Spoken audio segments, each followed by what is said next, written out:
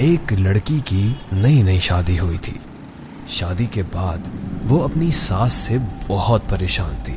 ساس ہر وقت اس کی برائیاں کرتی رہتی تھی، اسے اپنی زندگی زہر لگنے لگی تھی۔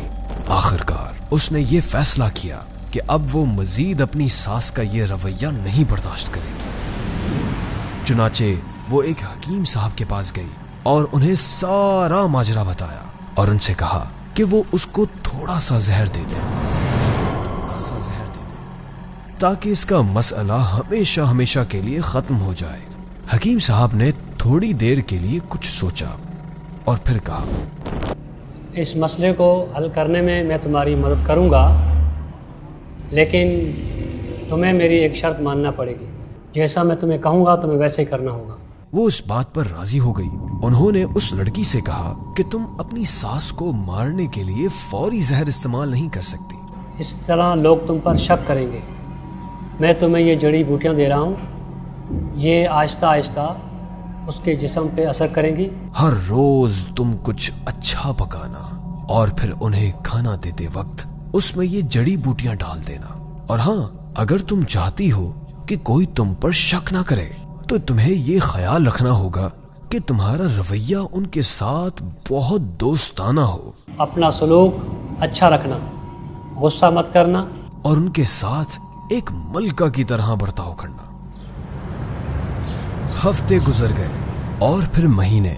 وہ روزانہ کچھ اچھا پکا کر اپنی ساس کو خاص طور پر پیش کرتی تھی۔ اسے یاد تھا اپنی ساس کی خدمت کرنی ہے۔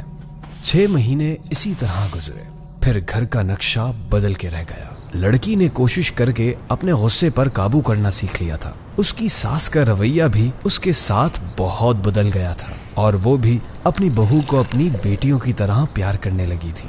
پھر ایک دن وہ دوبارہ حکیم صاحب کے پاس آئی اور ان سے کہنے لگی کہ آپ مجھے کوئی ایسا طریقہ بتائیں جس سے میں اپنی ساس کو اس زہر سے بچا سکوں جو میں نے انہیں دیا ہے۔ وہ بہت بدل گئی ہیں اور میں نہیں چاہتی کہ وہ اس زہر کی وجہ سے مر جائیں۔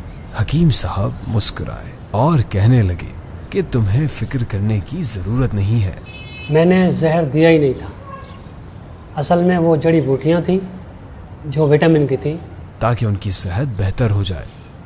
زہر تو صرف تم دونوں کے دماغ اور تمہارے رویوں میں تھا، وہ سب تم نے اپنے پیار سے ختم کر دیا۔